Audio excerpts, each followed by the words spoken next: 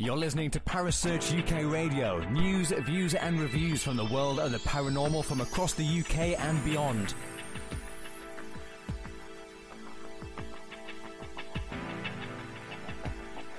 Find us on Facebook, Twitter and the World Wide Web. Parasearch UK Radio.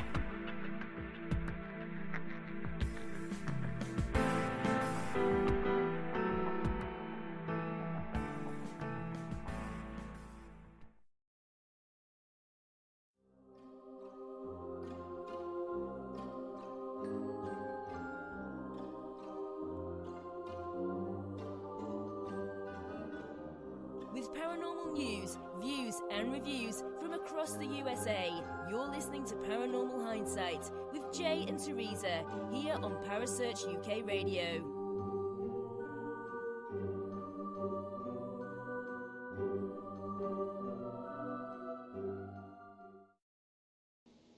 Good evening, everyone, and welcome back to Paranormal Hindsight. I'm your host, Jay Lynch, with my co-host with the troublemaking...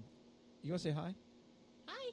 Just hi, that's it? Yeah, look, Hunter made me something. Anyway, glad to have everybody here again for another week, and we got a wonderful guest with us this week. Absolutely amazing lady, Miss Jenny Stewart. And hi, Jenny, how are you? Hi, I'm good. How are you all? Oh, absolutely thrilled to talk with you this week. Teresa's finally glad to have a guest on here instead of having to talk to me all the time. This is true. So, for those of you that don't know, rambles Miss all the Jenny's been time. around for the paranormal for quite a little while. She's absolutely one of the most amazing ladies you ever want to meet. An absolutely gifted lady, and was on an episode of the Haunting, correct? The Haunted. The Haunted. Yes. She's co-owner of ParaMania Radio, founder and director of Paranormal Research and Resource Society.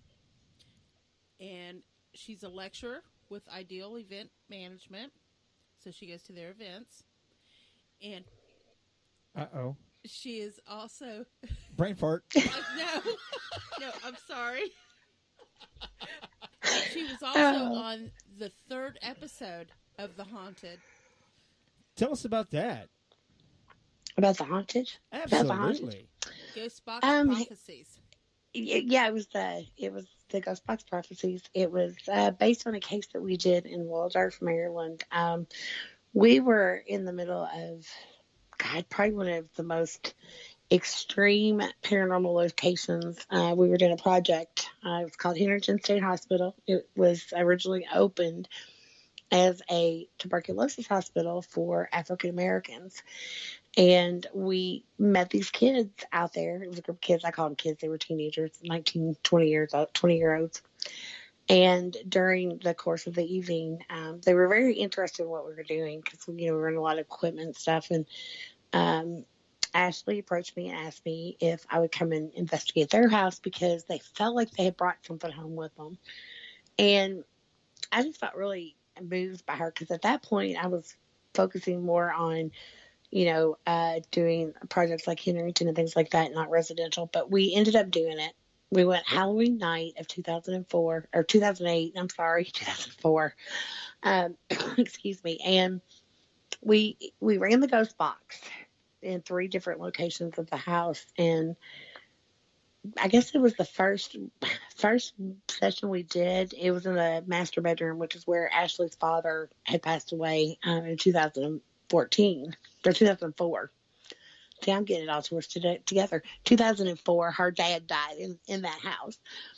And the first thing that we heard was get the dogs out. And Vicky, who was the homeowner, she had taken in like a different, like stray animals. There was dogs and cats and things like that. And there was also a group of kids that had moved in. They were like 19, 20-year-olds that were friends of her children. And like they had no place to go or they were having problems at home. They come stay at Vicky's. So we started hearing all this stuff come through the ghost box. And like I said, the first thing was get the dogs out. And then we heard a gunshot. And we heard burglary and that someone was going to die. Then there was the boys started talking about furnace and fire, get out before the furnace fire. Well, we asked her to get her furnace inspected, which she ultimately did, and it passed inspection. But 2 weeks after we were there, there was a dog that was in the room during our, running of the ghost box session, that all of a sudden just became, distant, withdrawn from doing anything with the family, stopped eating. They took the dog to the vet. The vet couldn't find anything wrong with the dog, and she ended up passing away. And what they put as the cause of death was that she went into, her lungs had collapsed and she went into heart failure. That was the cause of, that's the only thing they could find. Then, excuse me, I guess it was probably 3 months after the investigation.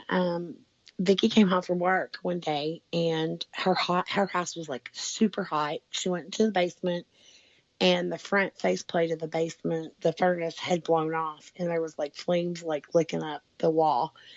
And the fire department said, they said had she been like 5 or 10 minutes later, her house would have definitely caught on fire. Would have caught on fire. Then in the episode, the way production depicted it was that a guy named Scott, who was a family friend, had moved in after we had been there and after we had gotten the warnings, and that's not true. He actually had lived there before we were ever involved in the case, and he had a drug problem, and Vicki had caught him dealing drugs at the house, and so she threw him out. And we had asked the ghost box had said that there would be a burglary. I asked who would be involved, and it said Scott. And so we thought that maybe Scott was going to like set Vicki up or something. And, we were trying to figure it all out that night, never could. But I asked also how many people would be involved. And it said four black males and a female. Then at one point, Vicki asked, what do they want? And at first, it sounded like they were saying $3 because in the recording, you can hear us go, $3. What are they going to do with $3? But when you listen to it through headphones, they were saying $300. And also, that whole night, during all the ghost box sessions, we kept hearing the same sequence of numbers. And what happened was in late February, early March of 2009, Scott was murdered, execution style. They took $300 in cash. That's what they stole. The sequence of numbers that we kept hearing was the exact time that they pronounced him dead. They ultimately ended up arresting and convicting 4 black males and a female for his murder. And all that came through the ghost box. Oh, wow. Yeah. And what we ended up finding out is we had went to the house in January. They were having a lot of activity. There was a newborn baby.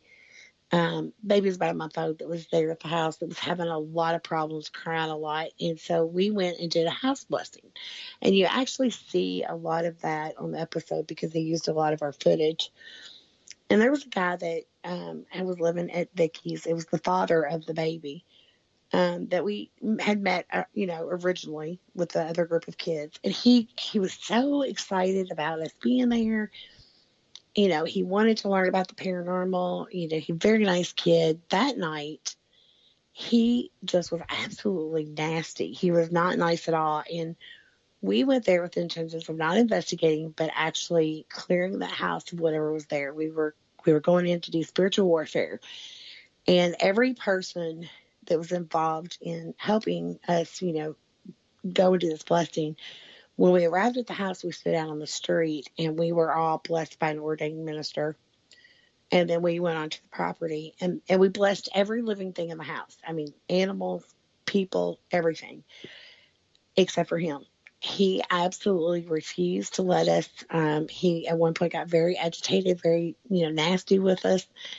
And I told Vicky, I said, you really need to maybe, I thought he may have been on drugs or something. I said, you might want to look at asking him to leave.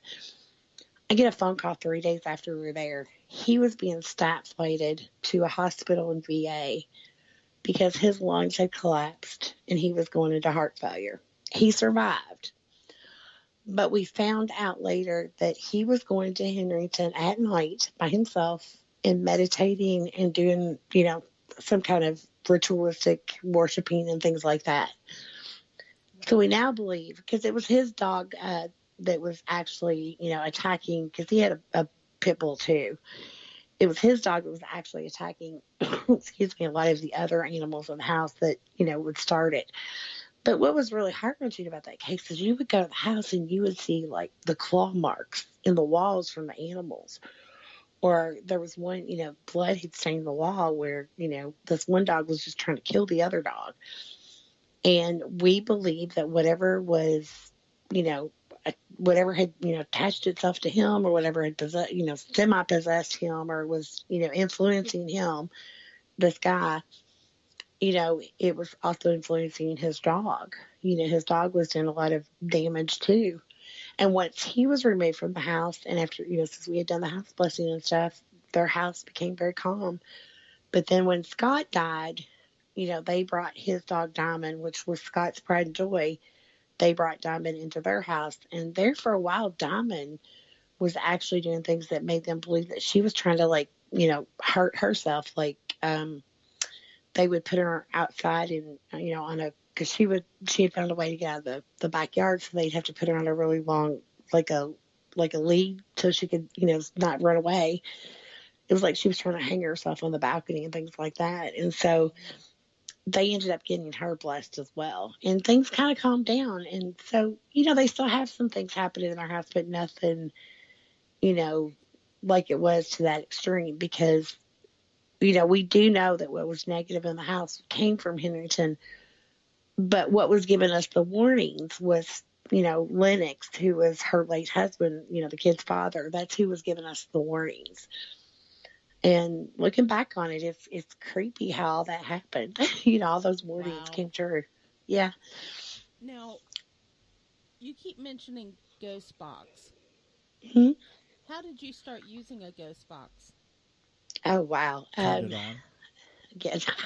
No, All right, actually, I didn't. Actually, it was my husband. At the time, my husband, who I wasn't married to at the time, he was living in Maryland. I was living in Indiana, and I was doing a lot of research at this place called the Witch's Castle. And David was going to travel from Maryland because, he was getting into the paranormal as well. And he called me up one day and he goes, "I'm bringing this piece of equipment that I learned to make on this YouTube video." And I said, "Well, what is it?" And he goes, "It's an AM FM radio that you modify. And, the theory is this, they'll talk through it." And I said, "Oh my God." I said, "Dead people are not going to talk through that." I was very skeptical. I really was. And, I kept making fun of it, and he brought it, and we were doing that investigation, and we turned it on. And I believe it's still on our website. It's the first, recording, the first session we ever did on, and it was, back then it was called a shack hack. And we turned it on, and I thought that I heard something say their name was Howard, because I was asking, "Can you tell me your name?" And listening to it later in headphones, what was going on is there was two spirits talking to each other. One said, "Do you hear the voices?" The other one said, "Yes, go to." And the other one said, "How?" And then one said, "Punch through the vortex." And then all of a sudden, a little bit into it, I'm going, "Can you say David?"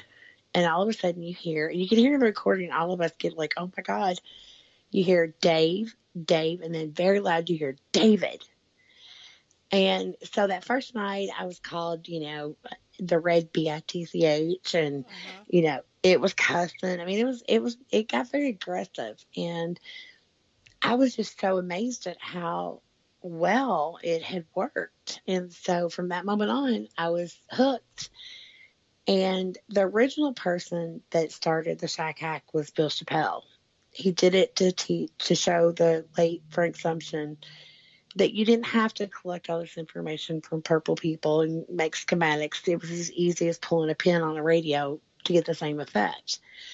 And Frank didn't want anything to do with it. So Mike Coletta, who goes by the UFO Geek, was good friends with Bill Chappelle, and Bill taught him how to do it. So Mike became very well known for doing all these different modifications to these shack hacks. And we had him on a radio show one night, and I said, "I hate that word. I don't like calling it that. I just can't stand it." So in the course of the next 15 or 20 minutes during that show, I actually said, "I think I'm going to call it the Ghost Box." And that was it. It was Ghost Box from then on. Oh, wow. So, yeah. If nobody's ever listened to Jenny do a ghost box session, I get tickled at the way she starts out. Can you say a cuss word? I get people ask me that question. Why do you do that? The first time I heard you do that, I just looked over. There goes your friendship. You just got Teresa put under the bus. Teresa had this look on her face like, what did you just say? I thought for sure I misunderstood you. I really did, Oh. because I thought there's no way that Jenny said that. And then you repeated it.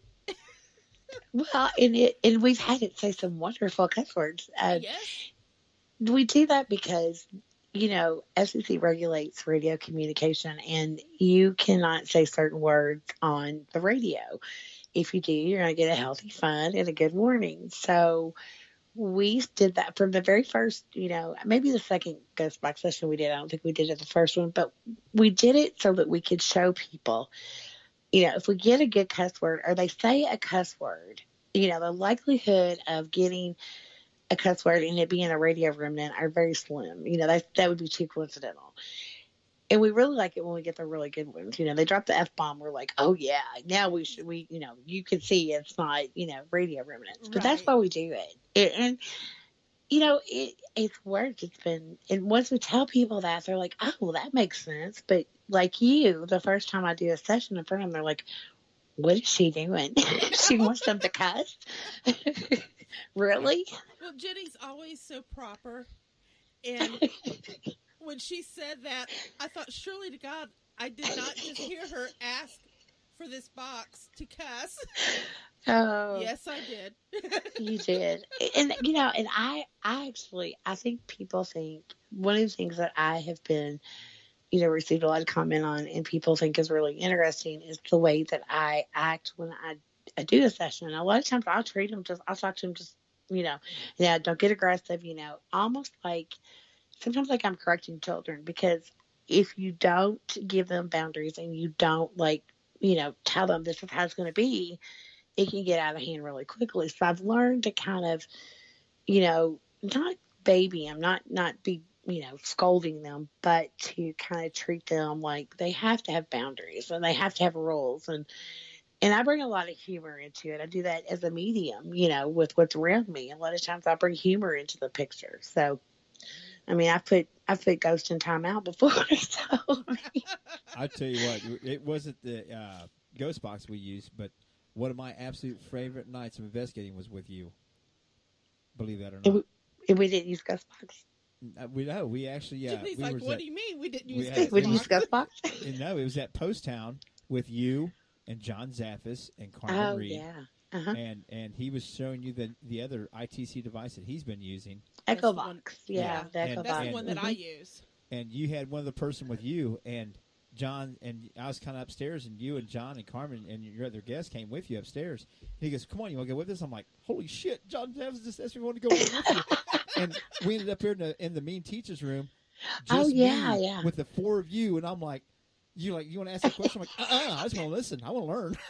I mean, I got Jenny Stewart, That's the John quietest. Zaffis, and Carmen Reed alone. That's the quietest I've ever heard. Oh Jay, my God, I was at all. mesmerized. Yeah. You guys came downstairs, and Jenny was like, Teresa, Jay didn't say anything. Oh, and then Yeah. and then his uncle started coming through. He goes, oh, yep, that's Oh, Uncle Ed. I'm like, Ed. Yeah. holy cow! And I'm sitting that's with a Jenny whole- Stewart, Carmen Reed, and John Zaffis, and they're talking with Ed Justin Warren. Perry. Yeah. I He was. I did which- not know what to say. I was dumbfounded. I was quiet. Yes, I was quiet. That, people that were there that actually experienced Ed coming through, that was, because I've been through that with John a lot, and Ed coming, for some reason I've become the messenger between Ed and John, and, experiencing that with John Zaffis has been a great honor, first and foremost, being able to share that. But, and there's been some experiences that I've encountered, like we were at Mansfield, Ohio State Reformatory a couple of years ago, and John and I were up in the chapel area. We had walked across that walkway, whatever they call it, and we were in that big room that's got all the writing on it. And we were doing rotating groups. It was an IGIL event, and excuse me, John would always run the ghost box. It's what he always, we always would do that with the groups. And he had asked, did you work here? And he goes, oh, you were the warden. And I'm like, John, that's not what it said. He's like, just go along with it. And I'm like, okay. And a few minutes, yeah, John's after said, yeah, okay. A couple of minutes later, and there was like this wooden box thing it was about, waist high, a little bit higher between us. We were kind of sitting in a corner. And about 2 minutes later, I hear John go, oh, God, no. And he turns around and he's lunging at me. And I put my hands out to catch him. I thought he was going to pass out. And the energy that, I felt just run through my body from his was incredible. I mean, it was so intense. And it shook us both up. And I said, John, what happened? The group had, we told the group to go investigate, go wander around on their own. And he goes, Jenny, that was my uncle. He came through me. He moved through me. And it really shook us both up. And we still talk about that. But having that experience like that night, and if you're ever in a situation where you're with John Zaffis and you get to witness that, it's cool because not only are you getting to experience that, but also Ed Warren, who's very well known. But you all got to see that. Yeah, like I said, and here I was, just me and one other person with you and Carmen Reed and John Zaffis. You guys are all talking with Ed Warren. I'm just sitting in the corner like I was like a fat kid in a candy store, man. I was in heaven. That was great. And I just took it all in and I didn't say a word. I mean, I don't want to interrupt. And we're like, you want to ask a question, Jay? And he's like, nope. I'm good. But for someone like me, and I've only been doing this for 6 years, to end up in a situation in an environment like that with three people like that, with the knowledge you guys have and the contacts you guys have, was just it was the closest I'll ever get to a one-on-one like that, and it was amazing. I thank all three of you for allowing me to be there that night. It was amazing. He hasn't shut up about it. Well, I'm glad that you got to experience that. It's so much. And I guess I take it for granted. I mean, because I get to do that with John. Get to experience that. I was on the phone with him last week, and we were talking because I was like, I think something's in my house, and Ed don't want to come around. And the next thing I know, I'm hearing the sounds, and I'm like, and John's asking questions. He turned his echo box on, and he's actually, I'm like, oh my gosh, and I think because I have done the ghost box so much, and we were the first group, paranormal wise, to ever actually take a box out into an investigation and use it. I think some of the creepiest things that I've had happen to me is that people will call and say, oh my God, your box was, my box was asking for you. They were asking for Jenny, or people will send me clips of where it sounded like me come through their ghost box, or, so I get to experience all that. And I guess I don't want to say I take it for granted, but I just don't, it's not as exciting anymore. And when Ed comes through, it's not as exciting anymore because I've experienced it so much. Maybe that's what I'm looking for. Yeah. Now, a lot of people don't know you and John are very close friends. Mm-hmm. Yeah. And do you think that has something to do with why Ed comes through? See, I don't know. John and I, I think Ed brought us, we're closer as a result of Ed. John and I knew John. I met John years ago through Lisa Phillips. She was my mentor, but it wasn't like we sat and talked on the phone daily. We didn't have we were friends. I could say I knew him. John was very, implemental in us getting out of the house that we were living in Maryland that we called the Hell House, which was really a bad house. He heard something one day. I was on the phone with him and Lisa Phillips, and he heard something. And to this day, he has never told me, and he still won't tell me what he heard. But he said, Jenny, you need to get your family, if you can, and get out of there. And I remember him saying that. And that from that moment on, it was like, we've got to go. Because if John Jaffis tells you need to leave your house, it's that bad, you need to go. Right. And so I think it started out, John and I would be together at events. I know when we were at Pythian Castle in Missouri, that was when I think it started really, there was a lot more coming through. He kept saying all night that, because we weren't together. John was on another floor and we were rotating groups, and we would take a break in between each group, and he would go, "There's some guy named Angie that keeps coming through." And then the very last, group that, everybody gets to, after the last group, everybody gets to do kind of like a free for all, go wherever you wanted. We were standing on the front porch, and John turned around. He goes, "Oh my God, I know who it is, Jenny. Come on, it's Father Andrew Calder." And I'm like, okay. So wow. we did a ghost box session, and it was Father Andy that came through, and he was trying to get John to listen, and he kept saying over and over, "You have to listen." I think what finally, not that I'm trying to say that I'm like this wonderful medium and that nobody else, could have done what I did, but I think for me, being able, because John wouldn't listen for a long time, and I think being able to give him some very valid things that I should have never known helped him start to realize I need to listen to her, because there are messages that she's trying to get me from him. So he doesn't you can't just call him and say, "Oh, I think my Uncle Ed came through." You've got to be able to really give him something, or because John won't listen. He's so hard-headed. Yeah, it was. Yeah. It was cool also that he actually remembered who I was, because when we met us before, because he meets so many people. He's like, "Hey, how you been?" I'm like, and Carmen gives me And he the will. hug, and I'm like, he will always. You all had an experience together, and he's John. A lot of people are very, they don't realize that he is a very humble, very down to earth person, very and nice very guy. approachable. And he, I was, when he called me and asked me if it was okay for Rosemary, Ellen Galley, to call and interview me for their book. I mean, I was like, "Oh my God, you should have seen how geeked out I was." I was like, "Oh my God," like this big fan. And, and so it was that, I think, was probably one of the biggest honors that I've ever had. And it was more about the mediumship as what was written about than the work I've done with the ghost box. I mean, I've had people write about that, in their book. And it's not that it wasn't important. I wasn't flattered, and I'm still honored. But there was something about having John Zaffis say, "Hey, I got to tell your story." And it's like, oh my God, Oh, yeah. Well, that's like me sitting in the corner with the three of you. That's something that I will. That's a Never highlight. forget. I could die out in the paranormal field right now and say, "Man, I was there for Aw. that. I was there for I that." had That's no cool. idea that affected. I didn't know that. That is so awesome. It was an awesome moment for you. Like I said, it was like I was in her solo with the three of you guys. I'm like, God. Aw. Wow. That's why I just sit in the corner. I'll be sure to tell John. I was good. I was quiet. You was. That was the first thing I think I told Teresa. I was like, "Oh my God, he didn't say a word. He was so quiet." Mm-hmm. To get a chance to learn like that from three people that's been doing it for the long that you guys have, and the cases that you've done, it's just, why would I open my mouth and interrupt you?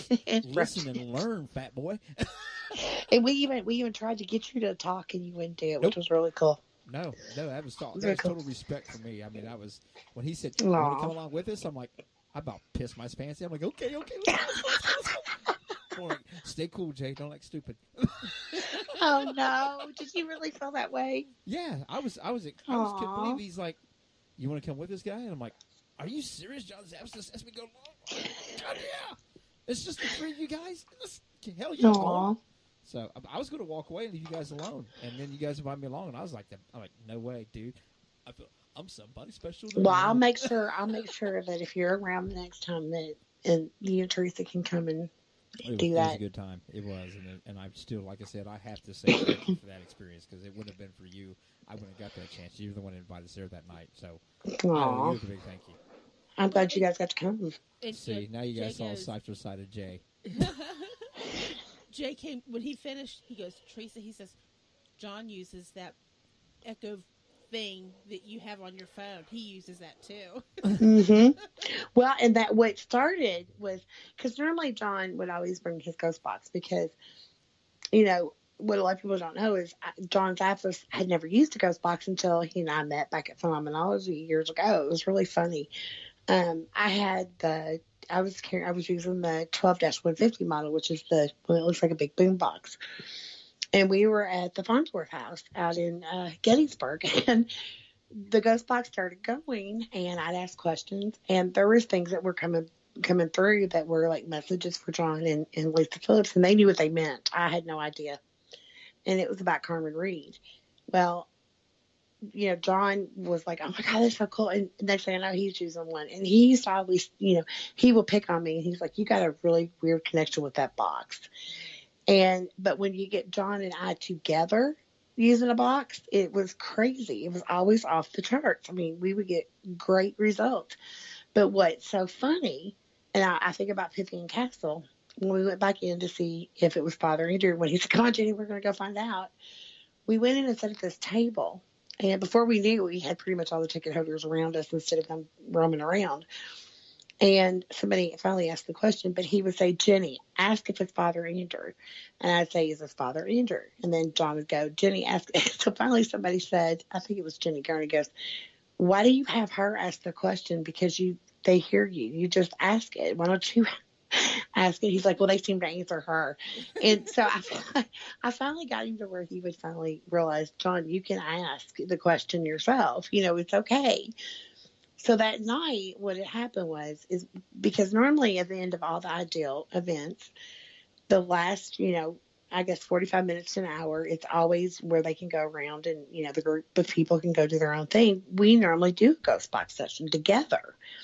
So I went to look for him to see if he had his box, and he goes, I don't do that no more. And I'm like, what? You traitor? Yeah, I remember that. Remember that? I was riding him, and he said, come on, let me show you. So he took me up there to show me how it works, and it is a pretty interesting thing. It's I think John's new favorite thing, but he'll come back to the ghost box. Oh, it was. I could babble about that night all night long because it was such an experience. Yeah, and I do mean it was a good because investigation. It was a good time in that night in Post Town. I mean, it's a pretty good activity. But for me, with as much activity that we've already been in there and experienced there and stuff, it was more about that opportunity to learn and experience. Be there watching us. Oh God, yeah, and we actually goofy. Yeah, and that's one of the things that I do enjoy about investigating with you is that. Granted, I know a lot of people's like, you never have fun on investigating. You guys still allow it down a little bit because there's some serious, intense moments, and sometimes you got to relieve that pressure some way, and comedy is the best way. Oh, yeah. Laughter goes a long way. And if it's really the spirit of a dead person, they still probably get their sense of humor. I mean, they say you're the same in the afterlife as what you are in this life. So if you had a good sense of humor here, you're going to have a good sense of humor there. So why not laugh? Oh, yeah. And, and that's. And John's the same way. There'll be times I'll call him up with a message from Ed, and I'll be like, oh, my God, John, your uncle's driving me crazy. He won't quit pacing. What is up with the or he told me I was as, stubborn and as hard-headed as you. And there's, just to be able, and he'll say, well, you tell him this, and it'll be something funny or, ornery. And, to be able to have that interaction, but you have to. And, like I said, I was at Old South Pittsburgh Hospital years ago, and I was one of the first people in there investigating. And there was a little old lady that, she followed me everywhere we were going. I mean, just follow. And I had went up to our room because we had stayed the night there and went to the restroom. It was during the day. I went to leave the bathroom to go back out to where everybody was, and I couldn't get the door open. I kept pushing, and I was starting to get a little panicky. And about that time, I hear this female, older lady laugh, and the door opens. And I knew she was behind me, and I turned around, I put my finger right in her face. I said, that was not funny. That you should never lock people in the bathroom. That was not nice. And now you're going to sit here and ghost time out. You are not to follow me. You hear me? You're in timeout. So, I mean, going in an environment, because we lived in a house that was, I was scared to death to be a medium. Whether I was a medium or not, I was scared of my own house for, where we were living for years in Maryland. But being a medium, it was even worse because I would hear and see and feel everything. And one day I was washing dishes. I had my, finger washing dishes. Everybody was gone. And it felt like somebody come up and hit me in the back of the head. And I knew there was somebody dead behind me. And I didn't even turn around. And I said, we don't like that behavior in this house. That's not acceptable behavior. And if you don't leave, I'm going to call the ghost police on you.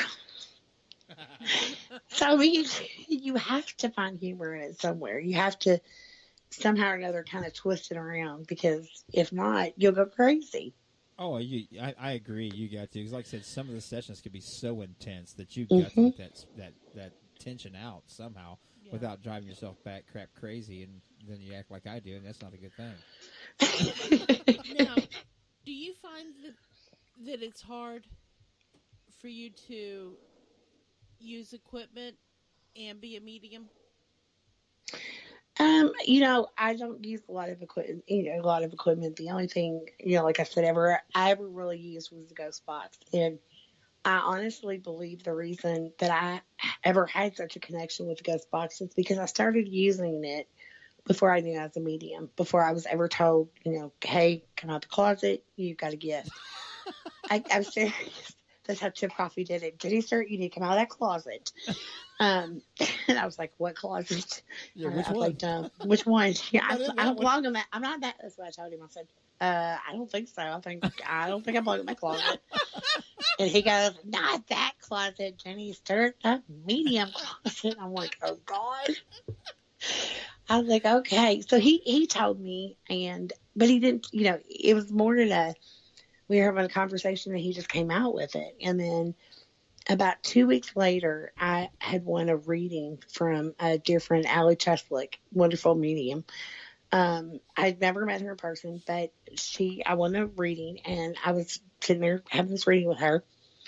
And she goes, you need to stop saying that you don't have gifts, because you do. You're very gifted. You're a medium. She said, and you're a healer. She goes, the reason you sit with your hands under your butt and while you sleep with them that way is you're protecting your hands because you're a healer. And now, granted, I had seen her read people before, but I was always skeptical. But I had an open mind. I'm sitting there going, oh my God, how did she know that I do that? Because I had to think about it. And when she said it, I had one hand under my butt and one hand holding the phone. And I'm like, oh my God, how did she know that? And she knew about, my great-great-grandmother was a medicine woman, and I have her rattle. And she even knew about that. And I'm like, oh my God. So that opened the door for me. And I realized that I accepted it. I took it for what they said. And, like, okay, I am. But now, before I opened up as a medium, I used the ghost box. And the night that we first used it right before we did the session, we were at this place. You had to climb up. It was outside. There was like this building at the top that was made of stone. And they always called it the tower because it was called the Witch's Castle. And I was on one side of it, and we were doing a live radio broadcast, and I was answering questions. And I turn around, and I see David and this other investigator having a discussion, pointing. I'm like, what are they talking about? So I kind of go around where they're at, still on air. I had an earpiece in my ear. And all of a sudden, I see this 6'2" full-bodied apparition, and that's what they're talking about. Oh, my gosh. And then all of a sudden, you hear this crying sound. I mean, it was like this horrible crying sound. And I remember going, oh, my God, that's freaking me out. And I pulled the earpiece out of my ear, and I'm like, oh, my God, what is that? And I remember the investigator going, it sounds like a distressed fox. Well, David starts walking towards it, introducing himself with the recorder in his hand, and it dissipates. It looked like somebody turned a fan on and just blew it away. Well, when it left, the crying sound stopped. And that was the freakiest thing it was freaky. So during the ghost box session, I asked if the shadow person was the evil one, and they say yes. And I say, is it harming you? And they say a lot. And I said, do you need my help? Do you want me to help? Now, I offered help, and that's the number one no-no in paranormal investigating. You never say, do you want me to help, and not do anything. So I offered to help, and then I didn't do anything. I left there, and they followed me home.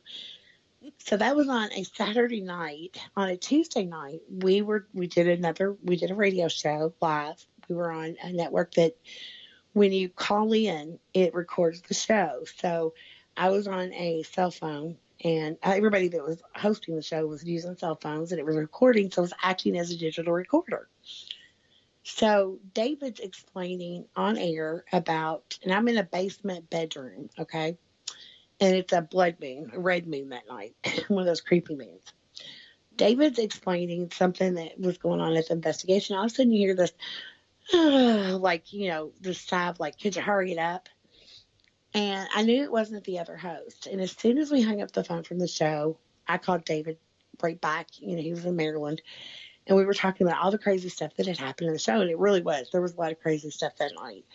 So I proceed to go out of this basement bedroom. And the stairs going upstairs was to my right, kind of at an angle. Immediately to my left, I hear a male voice. And he's saying something. There's nobody there. He's saying something. And I apparently ran through him because it was like the electrical charge. Like I couldn't get away from it. It was all over me. And David asked me, he goes, "Who was that man you were talking to?" And I'm like, "You heard it too?" Well, I turned around. I said, "Go back to wherever you came from and don't ever talk to me again. Don't talk to me. Don't ever talk to me." Well, excuse me. During the course of a week, I watched my purse handle lift up by itself in that house.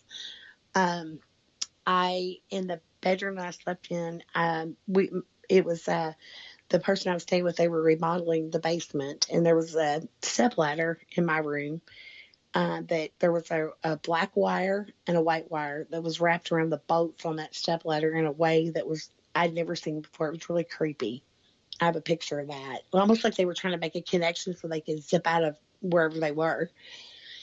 And I think what happened is because it freaked me out so bad, and I told them never to talk to me again. I think they realized that the ghost box, I was okay with them communicating that way, but I wasn't any other way. So that's what they utilized.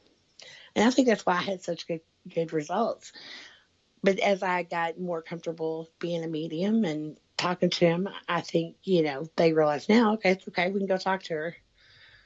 As long as they don't whisper, I'm okay. I hate when they whisper. Yeah, that's kind of creepy. Mm-hmm. Or say, "Hey." I've had that. I know the house in Maryland. I was home by myself one day, and I kept hearing, "Hey, hey." And finally I got up. I said, "I'm going to walk out front. And when I come back, if you can't say something other than hey, you need to leave." So I went outside. I was out there for a few minutes, came back in, sat down. I thought, "Oh, thank God they're gone." A few minutes later, I hear, "Hey, you." I was like, "Oh, you're a smart aleck." So they were showing me that, they said something other than hey. Now, do you find, because I know that we often have said this on investigation, that if you're not getting a whole lot of activity, if you just sit around and just start chit-chatting among yourselves, that's when you get activity? It's like they want to be part of it? Yeah, I think, and I say a lot of times that the more that you visit a location, the more familiar they become with you and the more comfortable they get, because they're starting to kind of like trust you somewhat, and you're familiar. Just like something's familiar to you, you become familiar to them. I know, excuse me, I know with the ghost box, a good example of that, because sometimes people think you have to turn the ghost box on and start asking all these questions, and you don't. I was at Little Traverse Bay Parafest last year, and Joe Chin and I were leading an investigation, and we went in this one room, and I said, "We're just going to let it run. We're just going to let the ghost box run. We're not going to ask any questions, just see what we can get." And they were having conversations with each other. And there was one part where you hear two men talking, and he's like, I'm gonna capture her. I'm gonna grab her," is what he said. And just a couple of seconds later, you hear this female scream in the ghost box, and you hear him say, "Stop squirming, you bitch." Oh, wow. And so the big question with a lot of people that were there was, "Oh my God, was there somebody like abducting somebody on the other side? Are we hearing residual?" And that was something we couldn't answer. But you had that happen, I think, because we just sat and listened, or we sat and did our own thing. We were doing other things. We weren't really paying attention to it, except, occasionally we'd go and kind of listen, eavesdrop at what they were saying. But I think sometimes that if you are quiet, because that's why a lot of people miss things. A lot of times you're so busy being busy and asking questions or moving that you miss a lot of things that are happening or being said because you can't hear it over the noises that you're making. Oh, I never thought about it that way, but You're right. Yeah. We learned that at Henrington because Henderson, there was so much debris and stuff from where the building was crumbling that you would go walking up the hallway, you hear them recording crunch, crunch, crunch, and you would miss stuff because the noise of the crunching. So we learned early on to get somewhere and sit down and just be quiet and let them talk. That's usually my favorite style of investigating. Yeah. Teresa and him always want to ask all the questions. I'm a firm believer in I just go into a location and I just sit and I learn the environment, the sounds of the place, the sounds of the outside, and then I go back and listen to it. And I'll sit there for a couple hours and not ask a single question, but just listen to the environment around me and see if I have anything. Well, and excuse me, and I tell people a lot of times too, I'm like, you have to be aware of, it's always good to know the history of the location you're at, or be aware of the type of environment you're in. I know at Henderson, I always made everybody wear masks and gloves because there was, environmentally, that place was in bad shape. And we would introduce ourselves. I always make everybody introduce ourselves, and we explain why we're there. We're there just to, communicate and get your side of the story. And after a couple of visits, I started thinking, maybe they think we're the doctors. Maybe they see us as a doctor because we're wearing these masks. And so we started explaining to them, we're not a doctor. We're not wearing the mask because we're doctor or medical personnel. We're doing it because, we can't breathe the environment. And, we would say that over and over because we realized that the spirits that were trapped there were, a lot of times they blame the doctors because they were used as guinea pigs. The patients were. So they wouldn't why would you want to communicate with something that you feared because you feel like that's what ultimately, made you be trapped in that place. Right. And so it's always good to be aware of, the circumstances and the things that have happened in the location that you're at, because sometimes just by you trying to take care of, yourself, or you doing a certain thing or saying a certain thing can, it can cause your investigation to, it can cause them not to want to talk at all. Yeah, we learned that real quick when we went to Mansfield, Ohio State Reformatory. Teresa's always got that, is there anybody here, that little sweetie thing? I'm like, that's not going to work in prison. It didn't fly. Yeah, she didn't get, No. I was not. So I went in and sound like a convict, and Rick, who used to be in the military, he went in and sound like actually he did work for the FBI and stuff in the military. He did help do ops and stuff like that, but he come off as the authoritarian, and I come off as a convict, and we had some pretty good interaction that way. It actually came out pretty well. And I tell people that all the time, and because it really is, it's helpful. And, and also you think about the things that you shouldn't do. I know the last night that there was an investigation part of the project that we did at Henderson. We had brought 17 people in, investigators from around the country, and they had decided to play this music that would have been popular back in the 1920s. And it, to me, when I went back and listened to the recording, because I wasn't there that last night, but listening to the recording and watching the video, it reminded me of like the death walks that they do in New Orleans, where they walk, swinging, the side, the songs and stuff. And that song just reminded me of that. And I felt like that stirred up a lot of energy that night when they did that. It kind of, I think it made it worse, Oh, I could see that being kind of depressing and stuff, and they were already in a depressing situation possibly, so that would definitely bring down the mood of the area. Now, we were also talking about some of the other things that you were doing. What's this ParaMania Radio? Oh, that's not new. Oh. We've had it for a while, but no, that's I'm co-owner of a radio network, ParaMania Radio. It's been my husband, thank God, he is a computer savvy, techie person, and he is the mastermind behind ParaMania. I always say that. I just have the co-owner title. That's part of being married, right? You get half of everything. Exactly. I get half of it. They can find it on that ParaManiaRadio.com. Is it ParaMania Radio? ParaManiaRadio.com. Okay. And we started that. I'm not even sure how. It was several years ago. We wanted to, because we were part of a radio network as host at the time, and my husband was doing all the technical stuff, and we just decided we had tossed the idea around for a while. We decided we wanted to start a network, that was truly, it was positive based, where there was where anybody could come, and it didn't matter what your point of view was, as long as it didn't, infringe upon anybody else. You didn't, bash somebody with your points of view. But we wanted people to be comfortable talking openly about the things within the paranormal, how, to be able to debate it, discuss it in a way that was positive. And, I've done a couple of shows over there. My husband and I did a show for a long time called Distorted Frequency, which is on hiatus right now.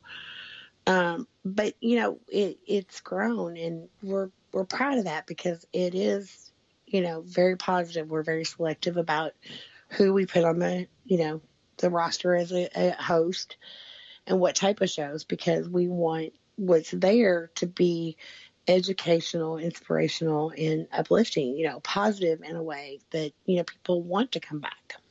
Oh, and trust me, folks, they actually have a little bit of comedy on there every once in a while, because I've actually been a guest a few times on their show, so they do lighten up a little bit. They're not. Yes. Oh, yeah. The Wayne and Chris show on, I believe they're Thursday nights.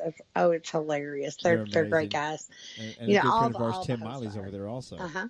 Tim's over there. Tim does a really good. He always has a lot of good guests on that help educate, and so there's just a variety. Alan Cox, who is from the UK, he's been with us from day one. I mean, he came with us from the other network, and he's been with us from the very first day of ParaMania, and he's still there. And he does a show called Understanding Spirit. So, I mean, there's a variety of shows over there. That's awesome, and it is amazing network. So go give them a check out and stuff. And Mr. Clements, our owner here with Parasearch UK Radio, that's who you need to talk to right there. Get a hold of them over at ParaMania Radio. Go listen to some of their shows. It's absolutely amazing. See, I'd love to have anybody. I'm plugging both you guys. Both you networks. Are plugging. Yeah, you're doing good. Yeah, I know what I'm doing. We appreciate that. We do appreciate that. Now, Teresa said another organization that you were the founder of. Paranormal Research and Resource Society. Yeah. Yes, ma'am. I started that. I was trained under a gentleman named Bernie. He works in the state of Kentucky. Bernie's he's not doing well. He's health wise, but he's up there in age now. Years ago, and the way that I ever even got involved in paranormal is I would have all these experiences and stuff as a kid, and a friend of mine was part of his group, and one day we were just talking. She said, "Oh, you should go with us." And I'm like, "Go where?" I was like, "Really?" I didn't even know that they did stuff like that. That's how secretive it was back then. And we did a investigation. They were doing a lot of practice investigations, and they did it at Waverly Hills. Right after it had just been shut down as a geriatric hospital. It had been too long after that. And I got hooked. I mean, I was hooked on it. And one of the first cases that I worked on was a case here in Indiana. It was an old farmhouse, and it was demonic. And I'll never forget that night that cabinets opened by themselves. It scared me to death. And I was hooked, though. And so I learned a lot from Bernie, and I spent a lot of years helping other people. And I started PRRS because I was getting out of investigating altogether. All I wanted to do is be able to help other people if they were looking for answers or had questions or just needed knowledge. And that's all I wanted to do. So in early 2008, I started that just for almost like a resource type thing. And along with it, I was going to do the research. And before I knew it, I was involved in, the haunted episode and, Henrington, and I was still investigating. So, it's grown. We have chapters around the country, and, Wow. I'm proud of it. I don't talk a lot about it, but I'm proud of it. Excuse me, I feel like a good group of people. The core group is still there, and it's grown. And when I left Maryland, because Maryland was pretty much, where the bulk of it was, the work for PRRS was done, I was heartbroken because I was leaving the group that, I'd become so attached to, but they're still there, they're still doing the work out there and investigating and things like that. And it's to grow the way we have has been wonderful. And we've had some hiccups along the way, we've had situations where, we've gotten a chapter up and going and realized that they wanted to do their own thing, that they didn't understand that they were part of our whole network and not just, separate entity. And we've had to, kind of reorganize that whole group and things like that. But it comes with the territory, I think. But yeah. Little hiccups make you grow, and you learn which way you want to go and which way you don't. Yeah, and I've came close a few times to just shutting that whole thing down. But then something will happen. I mean, I don't think we've been as focused on it lately as we should. I mean, our website needs to be updated, obviously. But, it's still there, and it's like the anchor. And, when we did the Haunted and we discovered that Discovery was actually going to link, because and I don't know if it's still that way or not, but the Haunted had their own website under the Animal Planet banner. And you would go there and there was a link. Like if you went to the Maryland, are you being haunted in Maryland? And you would click on our page and it would take you to our website. So early on we had a lot of traffic, and I think that kind of overwhelmed us, in the beginning. The first time the Haunted aired, I woke up the next morning, almost 4,000 emails. So it was a little overwhelming. Oh my gosh. Yeah, it was overwhelming. So it was, and they kept coming, and it was like, because I was always one of those people that wanted to answer every email. I wanted to be able to answer every, question and not just overlook somebody. And, I did try to answer as many of them as I could, but it got hard there after a while. And occasionally, I know this sounds crazy, occasionally I'll go over and look at like YouTube, because they have a lot of people have the episode on their YouTube page, and I'll try to go through and answer. Like you'll see comments about, well, why did that happen? Or, I can't believe they think that, this nasty spirit would give them, warnings. And so I'll go occasionally and try to answer different comments. Just because I'm like, I got to clear the air. That's funny. Well, before we get ready to hang up here and sign off, what is your favorite thing to do as far as paranormal investigating? Is it, or maybe I should just say, I'd say Ghost Box. Do you do readings? Do you do private residences, venues, gallery readings? What's your favorite thing to do? I think I think doing the event type, like when it's an actual investigation, not that we're just all hanging out. I love meeting new people and I love networking, but also I think being able, because normally when I'm at an event and there's an investigation and I'm hanging out with a group of people, somewhere in that crowd there's going to be somebody I'm going to help that night, whether it's I'm going to help them realize that they really are gifted and answer their questions. That happened to be at Pythian Castle. I read somebody in their group, in first group, and it seemed like all the groups afterwards, all I kept doing was answering questions about being a medium.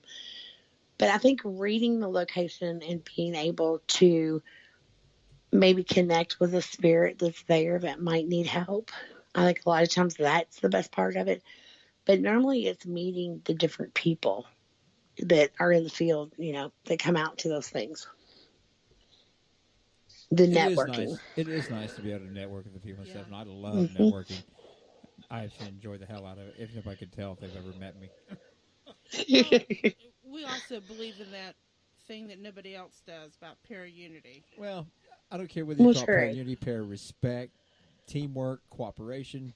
I don't give a crap what name you call it. I believe in it.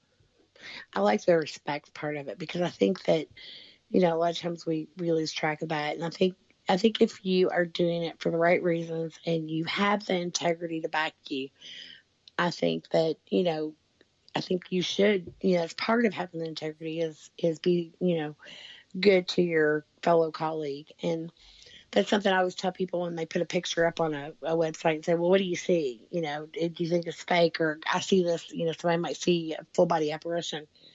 I tell people, it's all about perception. That's all the paranormal field is, because we have no facts to base anything on. It's perception and theories. So what I perceive may not be the same thing that either, anybody else may perceive. Jay, you may not perceive it the same way, or Teresa. So it's not my place unless I can look at a picture and I know for sure that it's been, photo apped with a, picture put inside the picture from a photo thing. It's not my place to say that picture's fake or you didn't really capture anything, because I don't know that, because I just may not be seeing what that other person's seeing. And I think people get caught up in that. I think that's the biggest part of it is there's some teams out there that want to have the biggest and the best evidence, or they want to, this and that, and they don't stop and think. And another pet peeve, and I know we're running out of time, is it's not evidence. You are I cannot stand here and go, I collected all this evidence. No, you didn't. You collected data. It's data. That's what I teach my team. Is data. It's not evidence until you listen and you go through it, and only when there's no other explanation does it become evidence. And that's evidence of something unexplainable. And that's what I always tell everybody. I don't have evidence. I always tell them I can give you examples of paranormal activity that I can't explain. By definition of paranormal, I cannot tell you what it is. I never tried to define it. I don't have that ability like you and Teresa, so many others do, that I don't feel comfortable saying, well, that's Aunt Sally, because I don't know. I've got an unusual reading. What it is, I can't tell you. I couldn't tell you if I wanted to. I can just tell you that my meter's changed.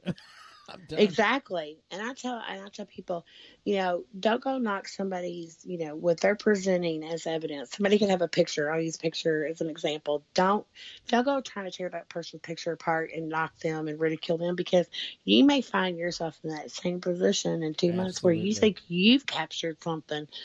And, that's one thing when you go to our website, I find a lot of evidence posted, and we don't do that for a reason, because for us, it's not about the evidence. It's about collecting the data for the research and trying to find out why certain things happen.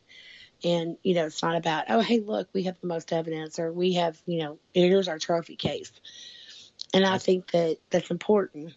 I think I posted one picture in the 6 years, and that didn't step for. Well, it's still out there on Facebook. I don't bring it up. I don't post anything ever. I don't get into the debate. I don't get in the argument. The people I know that I discuss it with, when we see each other, like you, I've showed you some things. Hey, what do you think about this? And you're like, well, maybe it was this. I'm like, yeah, I never thought about that. And I respect that. We can that's the way it disagree should with be. dignity and honor. You know what I mean? Well, that's the way, because I've learned things. I mean, I've been in this field for a long time, and I'm still learning. And, I think that if you do it the right way and you're there for the right reasons, and if somebody shares something with me, I'm going to give you my opinion and say what I think it might be. Did you do this to debunk it? Did you try to do that? But I will never tell somebody, just like I never tell a homeowner, whether I find anything in their house or not, I would never tell a homeowner, your house is not haunted, or what you're hearing is in your head. I would never do it, because just because I didn't have an experience in that person's house, or those things didn't happen to me, doesn't mean that they didn't happen to them, and it doesn't mean that they don't think it's happening. And it's real to them, no matter what. Oh yeah, and we don't go in.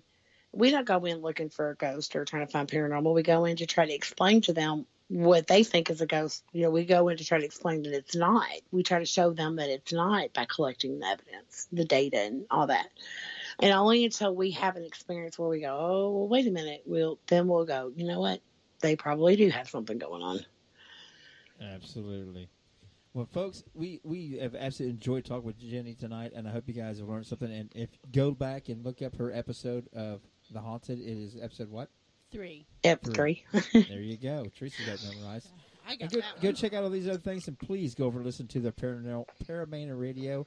It's absolutely amazing. You can find it at www.paramaniaradio.com, and great shows over there. Go check them out and stuff. Clem, like I said, you need to get a hold of these people and talk with them a little bit, and maybe we'll talk with them too here in the future.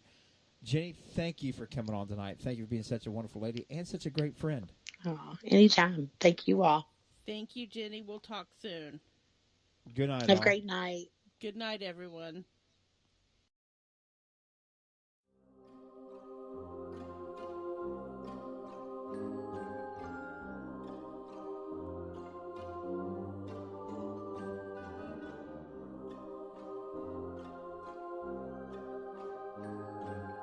Join Jay and Teresa Wednesday nights at 9 p.m. with their Paranormal Hindsight from across the USA, only on Parasearch UK Radio.